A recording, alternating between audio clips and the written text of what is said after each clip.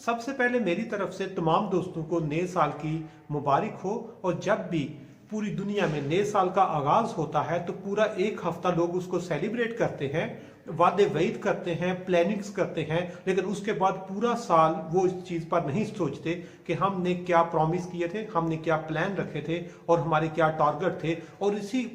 दौड़ धूप में पूरा साल गुजर जाता है और फिर जब नया साल शुरू होता है तो सिर्फ उसको सेलिब्रेट करना, सिर्फ उस पे नए वादे वईद और प्लान्स करने के अलावा हमारे पास कुछ भी नहीं होता। और इसी सिलसिले में आज के सेशन में मैं आपके साथ सिर्फ 3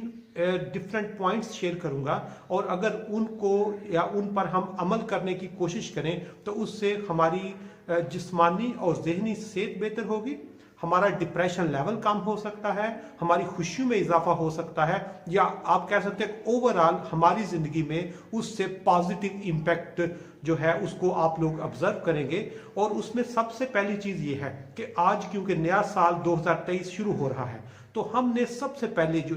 एफर्ट करनी है वो ये है कि हमने अपने जो दिमाग पर इररेलेवेंट चीजें हैं,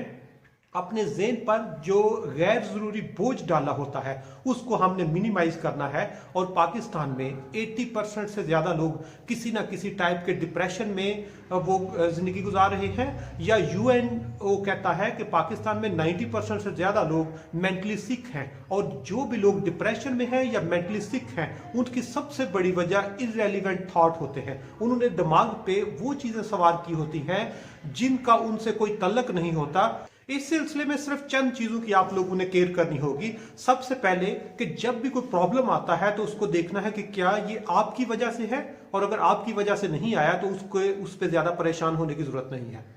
दूसरे नंबर पर अगर कोई मसला है और उसका सलूशन आपके पास नहीं है तो उसके लिए भी आपने उसको अपने दिमाग पे सवार नहीं करना। तीसरे नंबर पर अगर आपको कोई प्रॉब्लम फेस करनी पड़ रही है तो उस प्रॉब्लम को अगर आपने डिस्कस करना है या शेयर करना है तो सिर्फ उस बंदे से शेयर करें जिसके पास उसका सलूशन है। और आखिरी चीज कि कोई भी इस तरह की इररेलेवेंट चीज जब तक आप दिमाग पर सवार रखेंगे तो वो आपके दिमाग पर बोझ होगा, और जब दिमाग पर बोझ होगा तो वो आपको डिप्रेशन की तरफ, वो आपको अग्रेशन की तरफ या आपकी जो सेहत है उसको डिस्टर्ब करेगा। इसलिए सबसे पहली चीज हमने ये करनी है कि जो भी गैर जरूरी दिमाग पर बोझ है उसको हमने जब मिनिमाइज करेंगे तो यकीनन उससे आपकी जो जिस्मानी और आपकी जहनी सेहत है उस पर बहुत पॉजिटिव इंपैक्ट आएगा।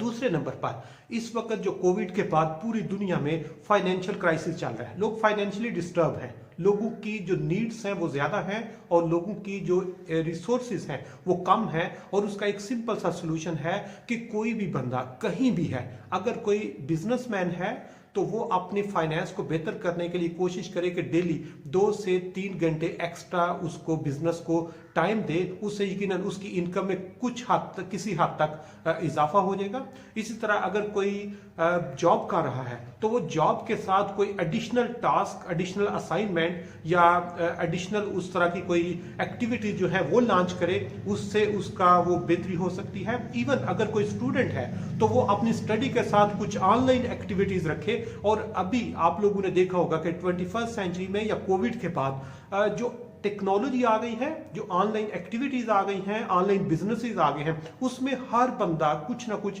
अपनी एक्सपर्टी के मुताबिक प्रोडक्ट बना सकता है, उनको सेल कर सकता है, बल्कि उनको इंटरनेशनल मार्केट में इंटरनेशनल रेट पर सेल कर सकता है। और जो आप सब लोगों ने अपने मोबाइल अपने हाथ में जो रखे हुए हैं ये आपको अच्छा खासा रिसोर्स जनरेट करके, ये इनकम जनरेट करके दे सकता है। और अगर कोई भी बंदा कोई भी काम, वो बिजनेस करता है,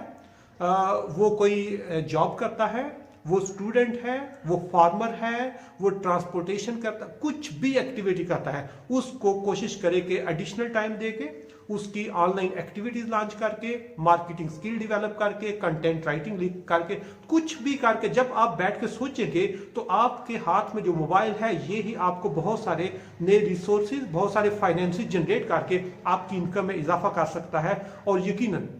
जब आपकी इनकम में इजाफा होगा तो उससे आपकी जो ओवरऑल नीड्स पूरी होंगी, और नीड्स पूरी होने से आपको एक मोटिवेशन मिलेगी, आपको एक एनर्जी मिलेगी और आपको एक खुशी मिलेगी।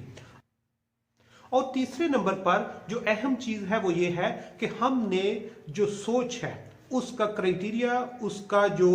पैटर्न है उसको चेंज करना होगा। हम जो गरीब मुल्क है, यहाँ पर बहुत सारे लोग हर चीज़ के नेगेटिव एस्पेक्ट्स पे बहुत ज़्यादा डिस्कशन कर रहे होते हैं। अगर किसी बंदे में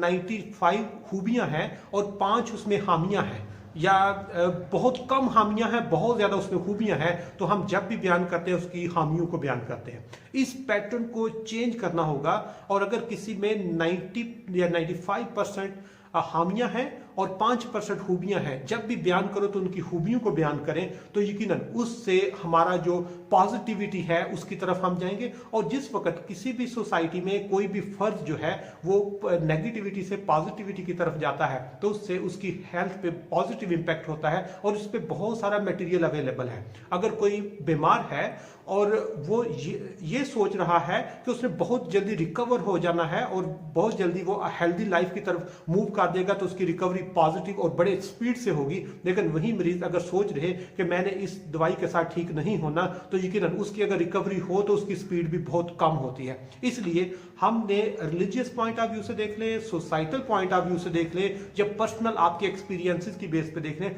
अगर एक बंदा किसी भी चीज के बारे में अच्छा गुमान रखता है, पुर उम्मीद होता है, या उसमें पॉजिटिव एनर्जी होती है, तो उसका रिजल्ट बहुत अच्छा आता है। लेकिन उसी एक्टिविटी का, उसी चीज का, उसी जो आपकी एक्टिविटी है उसको अगर आप नेगेटिव सोचते हैं, उसके आप बुरे ख्यालात रखते हैं, उस पर ना उम्मीदी है, तो उसके रिजल्ट कम होंगे। इसलिए आपने खुद हर चीज में पॉजिटिविटी निकालनी होगी, हर चीज में उम्मीद का पहलू निकालना होगा, हर चीज में बेहतरी का पहलू निकालना होगा। और यकीन करो, अगर आप ये 3 चीजों को अपनी लाइफ में किसी हद तक इंक्लूड करते हैं, तो उससे यकीनन आपकी जिस्मानी और ज़हनी सेहत तो बेहतर होगी, आपका डिप्रेशन लेवल भी कम होगा, आपके जब रिसोर्सेज ज़्यादा होंगे, आपकी लाइफ बिजी होगी, तो यकीनन आपकी जो ओवरऑल जो परफॉर्मेंस है, ओवरऑल जो हैप्पीनेस लेवल है, ओवरऑल जो पीस ऑफ माइंड है, ओवरऑल जो सेटिस्फैक्शन है वो बेहतर होगी। और यकीनन इस चीज़ को जब आप लोग रेगुलरली कुछ टाइम के बाद अपने आप को रिव्यू करेंगे, तो उससे सिर्फ एक हफ्ता नहीं, एक महीना नहीं, आपका पूरा साल ही अच्छा होगा। और जब अच्छा साल गुजरेगा तो यकीनन वो अगले साल को एक अच्छी जो वो आप कह सकते हैं कि बैकअप प्रोवाइड करेगा। और हर अगला दिन, हर अगला महीना और हर अगला साल पिछले से यकीनन खूबसूरत होता जाएगा।